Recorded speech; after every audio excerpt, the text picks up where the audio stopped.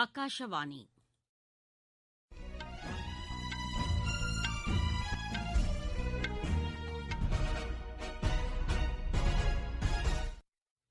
செய்திகள் வாசிப்பவர் சித்ரா பாலசுப்ரமணியன். தலைப்புச் செய்திகள்: அமைதி நடவடிக்கைகளில் பாதுகாப்பை உறுதி செய்யும் வகையில் நவீன தொழில்நுட்பங்களின் பயன்பாடு குறித்து ஐநா உயர்நிலைக் கூட்டத்தில் விவாதிக்கப்பட உள்ளதாக வெளியுறவுத்துறை அமைச்சர் டாக்டர் எஸ். ஜெய்சங்கர் தெரிவித்துள்ளார். நாட்டில் சுற்றுச்சூழலுக்கு உகந்த புதுமை கண்டுபிடிப்புகளை ஊக்குவிக்கும் வகையில் நடவடிக்கைகள் மேற்கொள்ளப்பட்டு வருவதாக மத்திய அமைச்சர் திரு அஸ்வினி வைஷ்ணவ் கூறியிருக்கிறார். நாட்டின் வளர்ச்சியில் தொழில்நுட்பம் மற்றும் புதிய சிந்தனைகள் இரட்டை உந்து சக்திகளாக திகழ்கின்றன என மத்திய வர்த்தகத்துறை அமைச்சர் திரு பியூஷ் கோயல் தெரிவித்துள்ளார்.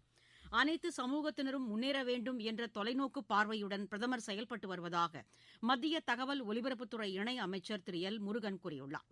20 வயதுக்கு உட்பட்டோருக்கான உலக தடகள சாம்பியன் போட்டிகள் நைரோபியில் இன்று தொடங்குகின்றன. இனி விரிவான செய்திகள். ஆப்கானிஸ்தான் நிலவரம் குறித்து ஐநா பொதுச் செயலாளர் திரு ஆண்டோனியோ குட்ரஸுடன் வெளியுறவுத்துறை அமைச்சர் டாக்டர் எஸ். ஜெய்சங்கர் ஆலோசனை நடத்தினார். இது தொடர்பாக அவர் விடுத்துள்ள டுவிட்டர் செய்தியில் ஆப்கானிஸ்தான் குறித்து விவாதிக்கப்பட்டதாக தெரிவித்துள்ளார். இன்று நடைபெறவுள்ள உயர்நிலைக் கூட்டத்தில் அமைதி நடவடிக்கைகளில் பாதுகாப்பை உறுதி செய்யும் வகையில் நவீன தொழில்நுட்பங்களின் பயன்பாடு குறித்து விவாதிக்கப்பட உள்ளதாக தெரிவித்துள்ளார். நாளை நடைபெறவுள்ள மற்றொரு கூட்டத்தில் பயங்கரவாத நடவடிக்கைகள் மூலம் சர்வதேச நாடுகளின் அமைதி மற்றும் பாதுகாப்பில் ஏற்பட்டுள்ள அச்சுறுத்தல்கள் குறித்து ஆலோசிக்கப்பட உள்ளதாக அவர் கூறியிருக்கிறார். பின்னர் இந்தியா ஐநா இடையே அமைதி நடவடிக்கைகளுக்கான தொழில்நுட்பத்தில் இணைந்து செயல்படுவதற்கான புரிந்துணர்வு ஒப்பந்தம் கையெழுத்தாகும் என எதிர்பார்க்கப்படுகிறது. இதனிடையே ஐநா பாதுகாப்பு சபையில் பிற உறுப்பு நாடுகளைச் சேர்ந்த வெளியுறவு அமைச்சர்களுடன் டாக்டர் எஸ். ஜெய்சங்கர் பேச்சுவார்த்தை நடத்தவுள்ளார். பாதுகாப்புக்கான மத்திய அமைச்சரவைக் குழு கூட்டம் பிரதமர் திரு நரேந்திர மோடி தலைமையில் புதுதில்லியில் நேற்று நடைபெற்றது. இக்கூட்டத்தில் ஆப்கானிஸ்தானில் நிலவி வரும் தற்போதைய சூழல் குறித்து விவாதிக்கப்பட்டதாக தகவல்கள் கூறுகின்றன. இதில் பாதுகாப்புத்துறை அமைச்சர் திரு ராஜ்நாத் சிங், உள்துறை அமைச்சர் திரு அமித் ஷா, நிதியமைச்சர் திருமதி நிர்மலா சீதாராமன், பிரதமரின் முதன்மைச் செயலாளர் திரு பி கே மிஸ்ரா, தேசிய பாதுகாப்பு ஆலோசகர் திரு அஜித் தோவல், அமைச்சரவைச் செயலாளர் திரு ராஜீவ் கௌபா, வெளியுறவுத்துறை செயலாளர் திரு ஹர்ஷ்வர்தன் ஷ்ரிங்லா உள்ளிட்டோர் பங்கேற்றார்கள். நாட்டில் சுற்றுச்சூழலுக்கு உகந்த புதுமை கண்டுபிடிப்புகள் மற்றும் தொழில் முனைவோர்களை ஊக்குவிக்கும் வகையில் நடவடிக்கைகள் மேற்கொள்ளப்பட்டு வருவதாக மத்திய மின்னணு மற்றும் தகவல் தொழில்நுட்பத்துறை அமைச்சர் திரு அஸ்வினி வைஷ்ணவ் தெரிவித்துள்ளார். மகளிர் பாதுகாப்பிற்காக பெண் தொழில் முனைவோர்களால் உருவாக்கப்பட்ட தொழில்நுட்ப ரீதியிலான தீர்வுகளை ஊக்குவிக்கும் திட்டத்தை அவர் தொடங்கி வைத்தார். பின்னர் இந்நிகழ்ச்சியில் பேசிய அவர், மக்கள் தொகை அளவிற்கு ஏற்ப இன்குபேட்டர்களின் எண்ணிக்கை அடுத்த 3 ஆண்டுகளில் அதிகரிப்பதற்கான நடவடிக்கைகள் மேற்கொள்ளப்பட்டுள்ளதாக தெரிவித்தார். தொழில் முனைவோர்களை ஊக்குவிக்கும் வகையில் புதிதாக தொடங்கப்படும் நிறுவனங்களுக்கு அரசு ஆதரவு அளிக்கும் என்றும் அமைச்சர் கூறினார். காற்றின் மாசு அளவை குறைக்க உதவிடும் வகையில் பழைய வாகனங்களை பயன்பாட்டிலிருந்து அகற்றுவதற்கான கொள்கைகள் வகுக்கப்பட்டுள்ளதாக மத்திய சாலை போக்குவரத்து மற்றும் நெடுஞ்சாலைத்துறை அமைச்சர் திரு நிதின் கட்கரி தெரிவித்துள்ளார். புதுதில்லியில் செய்தியாளர்களிடம் பேசிய அவர், பழைய வாகனங்களை பயன்பாட்டிலிருந்து அகற்றுவதற்கான கொள்கைகளில் காணப்படும் முக்கிய அம்சங்கள் குறித்து எடுத்துரைத்தார். வாகன உற்பத்தித் துறையில் வளர்ச்சி, ஏற்றுமதி மற்றும் போட்டியை உருவாக்க இந்த கொள்கைகள் வழிவகுக்கும் என்றும் அவர் கூறினார். நாட்டின் ஒவ்வொரு மாவட்டத்திலும் இதற்கென பிரத்யேக மையங்களை உருவாக்க அரசு விரும்புவதாகவும், பெரிய நகரங்களில் அதிக எண்ணிக்கையிலான மையங்களை ஏற்படுத்துவதன் மூலம் இளைஞர்களுக்கான வேலைவாய்ப்பு அதிகரிக்கும் என்றும் அமைச்சர் தெரிவித்தார். நாட்டின் வளர்ச்சியில் தொழில்நுட்பம் மற்றும் புதிய சிந்தனைகள் இரட்டை உந்து சக்திகளாக திகழ்கின்றன என மத்திய வர்த்தகத்துறை அமைச்சர் திரு பியூஷ் கோயல் தெரிவித்துள்ளார். புதுதில்லியில் காணொலி மூலம் நடைபெற்ற நிகழ்ச்சியில் கலந்து கொண்டு அவர் தேசிய அறிவுசார் சொத்துரிமை விருதுகளை வழங்கினார். தொழில்நுட்பம் மற்றும் புதுமை கண்டுபிடிப்புகளுக்கு உத்வேகம் அளிக்கும் வகையில் இந்த விருதுகள் வழங்கப்படுவதாக அவர் தெரிவித்துள்ளார். அறிவுசார் சொத்துரிமையை உள்ளடக்கிய வளர்ச்சியை உருவாக்கவும் அது தொடர்பான சட்டங்களை வலுப்படுத்த வேண்டியதன் அவசியம் குறித்தும் அமைச்சர் வலியுறுத்தினார். உலகின் புதுமை கண்டுபிடிப்புகளுக்கான மையமாக இந்தியா உருவெடுக்கும் என்றும் அமைச்சர் நம்பிக்கை தெரிவித்தார். அரசு மற்றும் அரசு உதவி பெறும் கல்வி நிறுவனங்கள், தனியார் கல்வி நிறுவனங்கள் உட்பட அனைத்து அங்கீகரிக்கப்பட்ட கல்வி நிறுவனங்களுக்கு அறிவுசார் சொத்துரிமை தொடர்பான கட்டணங்கள் 80% அளவிற்கு குறைக்கப்படும் என்றும் அமைச்சர் தெரிவித்தார். கடந்த 7 ஆண்டுகளில் அதிக எண்ணிக்கையிலான காப்புரிமை மற்றும் வர்த்தக முத்திரைகளுக்கான அனுமதி வழங்கப்பட்டுள்ளதையும் அமைச்சர் சுட்டிக்காட்டினார். நீங்கள் கேட்டுக்கொண்டிருப்பது ஆகாஷவாணியின் செய்தி அறிக்கை.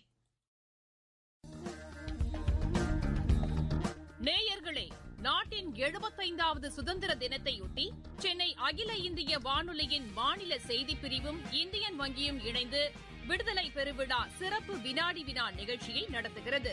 செவ்வாய் மற்றும் வியாழக்கிழமை தோறும் செய்தி அறிக்கைகளில் இடம்பெறும் கேள்விக்கான பதிலை ARNewsquiz@gmail.com என்ற மின்னஞ்சலில் உங்களது கைபேசி எண் மற்றும் முகவரியுடன் தெரிவிக்க வேண்டும். சரியான பதிலளிக்கும் முதல் 3 நேயர்களுக்கு இந்தியன் வங்கி சார்பில் பரிசும் வழங்கப்படும். வெற்றி பெற்றவர்களின் பெயர்கள் புதன் மற்றும் வெள்ளிக்கிழமை காலை மாநில செய்திப் பிரிவின் சமூக வலைதளங்களில் வெளியிடப்படும். விடுதலை பெருவிழாவில் பங்கேற்போம். விடுதலைக்கு வித்திட்டவர்களுக்கு புகழ் சேர்ப்போம்.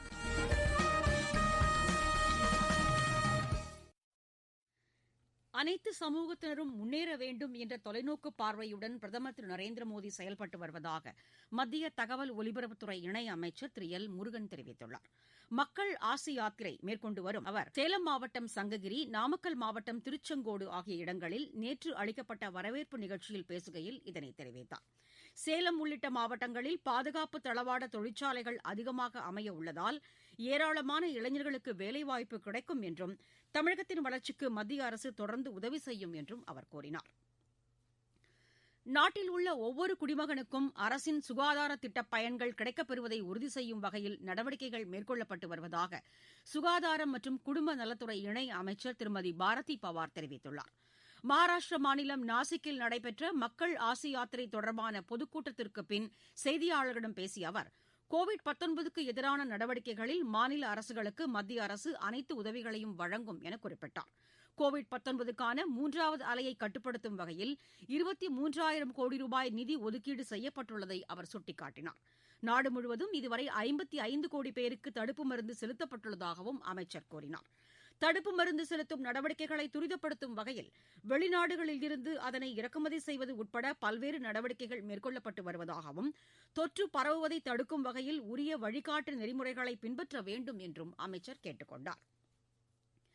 ஆப்கானிஸ்தானில் நிலவி வரும் சூழல் மற்றும் மனித உரிமை மீறல் தொடர்பான பிரச்சினைகள் குறித்து விவாதிக்கும் வகையில் சிறப்பு கூட்டத்திற்கு ஐக்கிய நாடுகள் மனித உரிமைக் குழு ஏற்பாடு செய்துள்ளது. இது தொடர்பாக ஐநா வெளியிட்டுள்ள அறிக்கையில் அடுத்த வாரம் இந்த சிறப்பு கூட்டம் நடைபெறவுள்ளதாக தெரிவிக்கப்பட்டுள்ளது.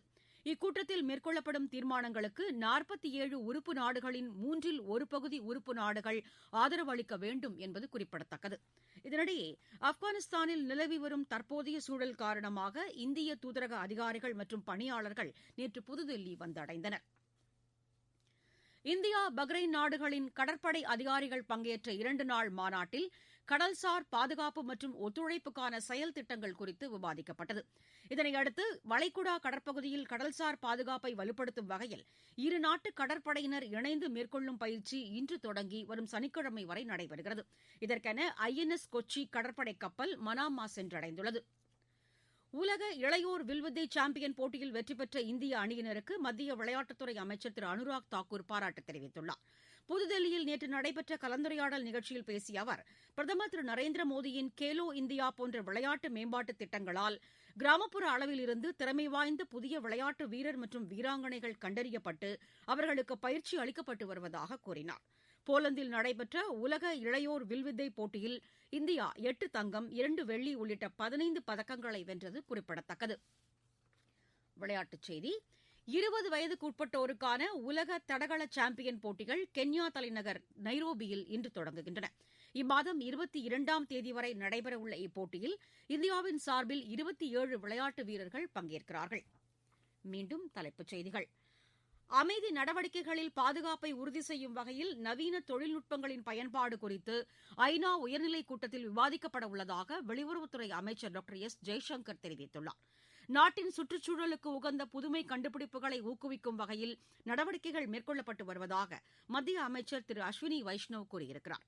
நாட்டின் வளர்ச்சியில் தொழில்நுட்பம் மற்றும் புதிய சிந்தனைகள் இரட்டை உந்து சக்திகளாக திகழ்கின்றன என மத்திய வர்த்தகத்துறை அமைச்சர் திரு பியூஷ் கோயல் தெரிவித்துள்ளார். அனைத்து சமூகத்தினரும் முன்னேற வேண்டும் என்ற தொலைநோக்கு பார்வையுடன் பிரதமர் செயல்பட்டு வருவதாக மத்திய தகவல் ஒலிபரப்புத்துறை இணை அமைச்சர் திரு எல் முருகன் கூறியிருக்கிறார்.